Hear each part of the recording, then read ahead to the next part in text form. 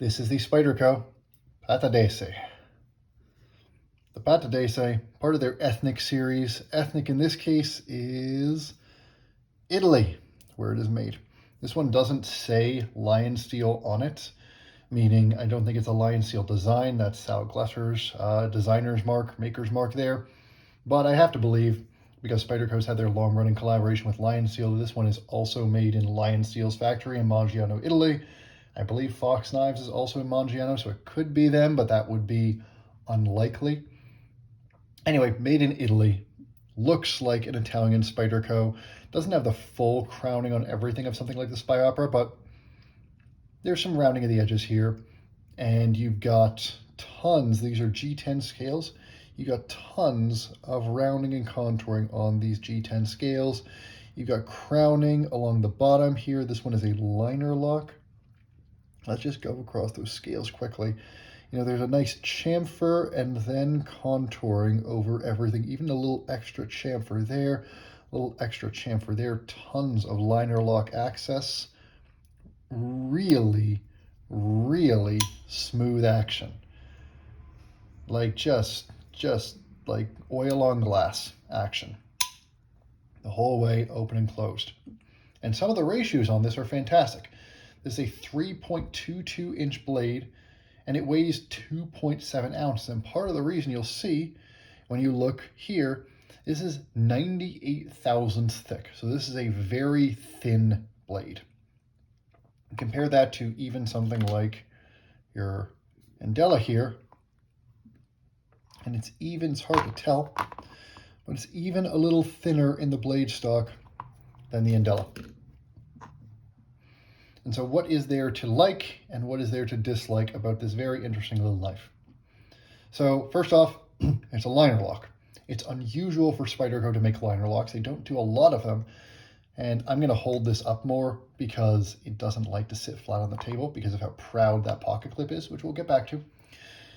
But this is a liner lock. And again, it is a very smooth liner lock. There's a little bit of lock stick there. And it's not really lock stick so much as relatively high lock bar tension. So this, is there even? No, there isn't even a lock bar relief here.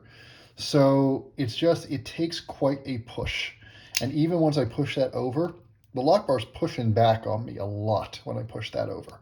So it requires a decent amount of force to close that. And then your blade, you know, comes in nicely centered.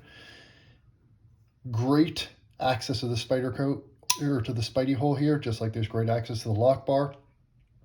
Other than that high lock bar tension there, which is good for lockup. The lockup is perfectly solid. This is a nice liner lock. That little chamfer there at the liner lock access is great.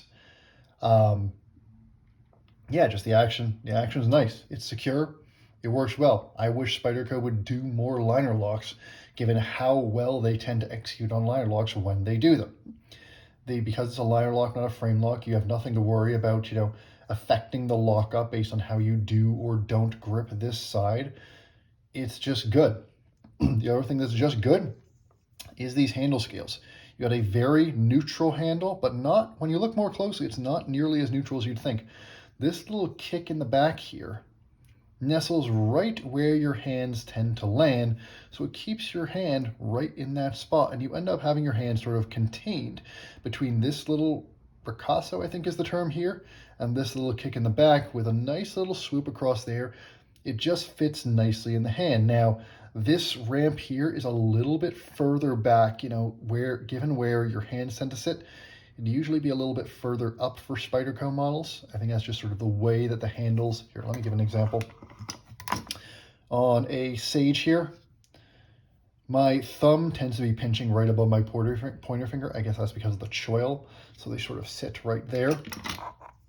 Here, my pointer finger's all the way up there. My thumb is a little bit further forward, so it's just a bit more of a, you know, thumb forward kind of grip. It's just different. It's not better or worse, it's just different.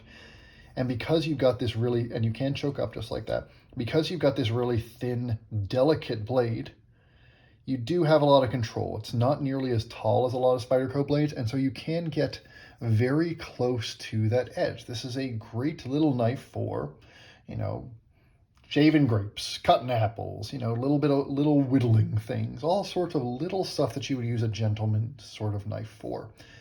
And these heavily contour scales work well for that. It's got that nice river rock feel in the hand. It's comfortable any way that you hold it. This pocket clip stands way proud.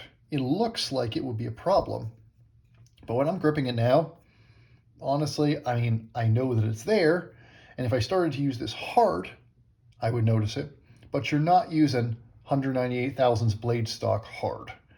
So it's fine. It sits right in sort of this groove right here. It's fine. It's not a problem. It's a Spyderco wire clip. You've already got an opinion on those. You either love it or hate it. This is no better or worse or different than any of the others. Now for the blade here.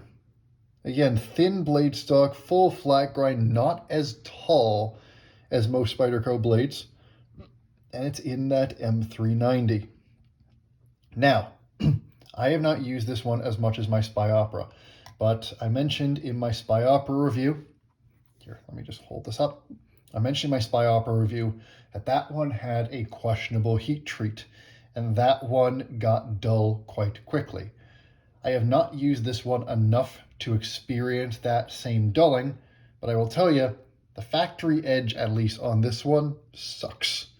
The factory edge on this one tears paper more than it cuts it, and for 98 thousandths blade stock, that's pretty unacceptable.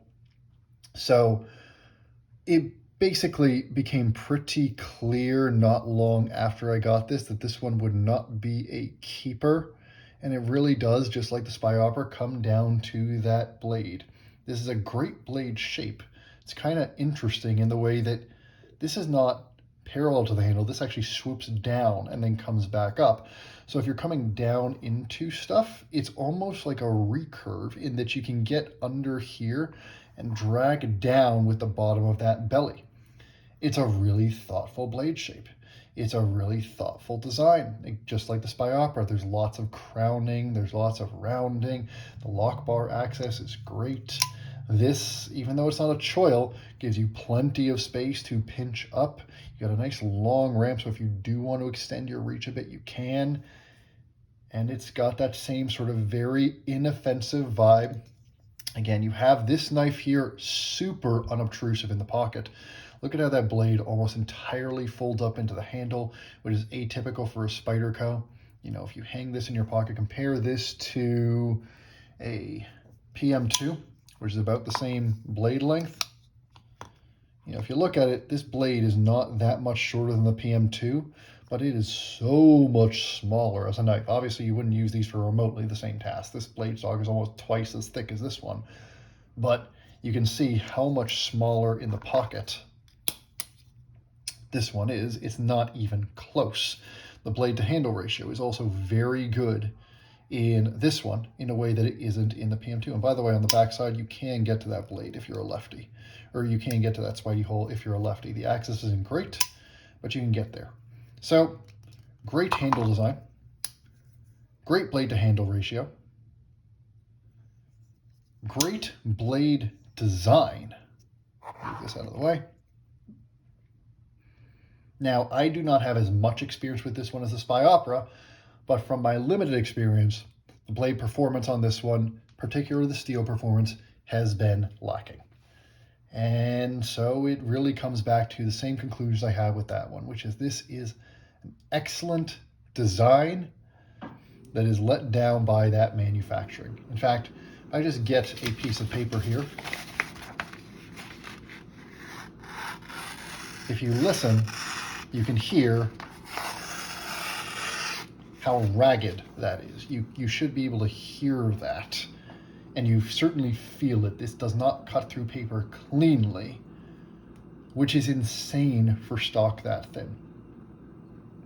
They made a great job designing this. They put a relatively thick, nicely contoured handle that looks neutrally designed, but actually has a very strong opinion and a very good opinion about where your hand should be, onto a nice and thoughtful blade shape that is useful for a lot of different tasks. Great piercing tip, very thin down at that tip, with this little bend here that is great for all sorts of cuts. Just an excellent design, excellent lock bar access, excellent execution on the liner lock, just the right weight. It doesn't feel dainty, it's not too light, it's not too heavy, but this edge just doesn't cut it. And unfortunately, if you've got a knife and the edge doesn't cut it, well, then you don't really have much of a knife at all, do you? And so that's where, much like the Spy Opera, which I'll just bring that out here, much like the Spy Opera, let me put it this way so they both got their clips on because they both don't like to sit flat on the table. That is where I end up with the Pattadese. These are great designs, and I love that Spyderco makes them, and they really do bring the best of what they're trying to do with this ethnic series, which is it allows Spyderco to explore a way of making knives, a way of thinking about knives and knife profiles that they don't tend to do within any of their main lineups, not within Golden, not within Taichung, not within Seki City. And the execution for both of these blades on 90% of the blade is excellent, and in fact succeeds in some areas that a lot of Spydercos tend to not necessarily struggle, but just not put in effort. There's a level of care to the visual design and finishing on both the Spy Opera, and since we're focusing on it here, the Pattadese, that you just don't tend to see in Spyderco. This is made for both the eye and the hand, and that makes it just a more interesting and more acceptable object to people that aren't just knife nerds. This could be a star in Spyderco's lineup, but unfortunately, right now, especially at the price points they're asking for this, which, you know, retail, you're talking north of $200, it's hard in practice to recommend. What I hope, well, I'm probably going to sell this before I have a chance to see for myself. I've heard some folks say with other steels that you need a few sharpenings before you get to know the steel, and that if you sharpen a knife enough, you'll get past some bad steel that's burned on the initial edge, and you'll get to the good steel that's underneath. Do I really want to go through 3 or 4 sharpenings on my $200 knife before it performs the way that I would like it to, especially with a steel like M390? No. What I would rather Spyderco do with CQI on both this and the Spy Opera is either figure out how to get Mangiano Italy to heat treat its M390 correctly, or switch to a steel that isn't M390. Throw some S35N on here. I don't care if it's a lower edge retention steel. If there's a steel that is easier to heat treat properly and they can nail that steel, awesome. These aren't hard use knives. They're not meant to be beaten on, and you're not buying this to be an extraordinary performer. You're buying this because it's a beautiful little object. It is something that you can have and hold and just openly display and use in a lot of circumstances where a lot of other more utilitarian looking Spydercos will draw more eyeballs in a negative way. I mean, and it's just pretty. And you just need it to perform well enough. And so I hope that Spyderco finds a way to get these Italian knives to perform well enough, because they really are excellent designs. And so this one, like the Spy Opera, ends up being just a little bit disappointing just because of that blade performance. Hopefully there can be an update in the future. Hope I didn't waste your time. Hope you enjoyed this, and I'll see you again soon.